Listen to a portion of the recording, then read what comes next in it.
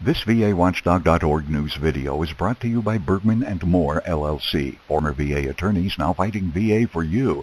Call Bergman & Moore at 877-838-2889 or on the web at vetlawyers.com.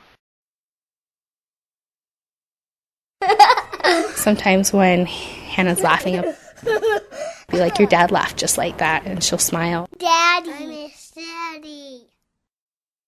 When Dean passed away, I kind of had to go through not only just grieving the loss of a person, but of the life that we had planned together.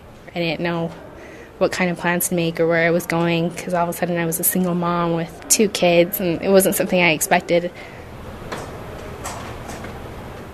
We've got this letter from the Department of the Air Force. It says, considered Mrs. Witt's claim alleging negligence by Staff Sergeant Dean Witt's providers. Before proceeding, I wish to extend to Miss Witt and Staff Sergeant Witt's family, personally and on behalf of the Air Force, our most profound sympathy for the unimaginable tragic loss of Staff Sergeant Witt. However, the law allows me no other choice but to deny Mrs. Witt's claim. He went in and for appendicitis, pre-routine surgery, and less than 120 minutes later, he was brain dead.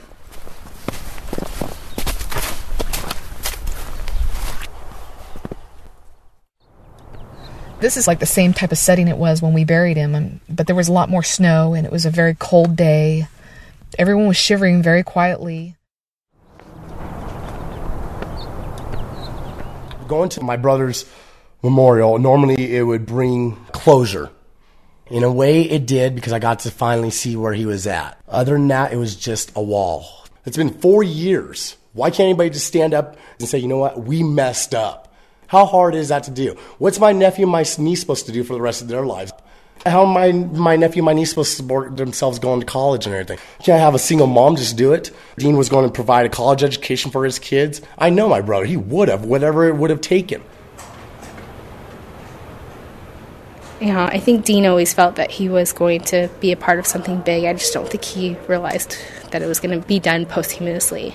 So I'm kind of doing that work for him. And not just Dean, but anybody who's been a victim. I think they all need to see this law change so that their families can feel more at ease, and the citizens in the states can feel better about sending their kids off to war, or just sending them off to a military hospital that we're supposed to be taken care of.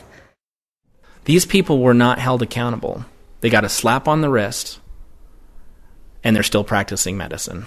There's no military member or civilian person that will know whether or not the person that treated Dean is currently treating them, and that's the scary part. VAWatchdog.org, the nation's #1 independent veterans website. On the web at VAWatchdog.org.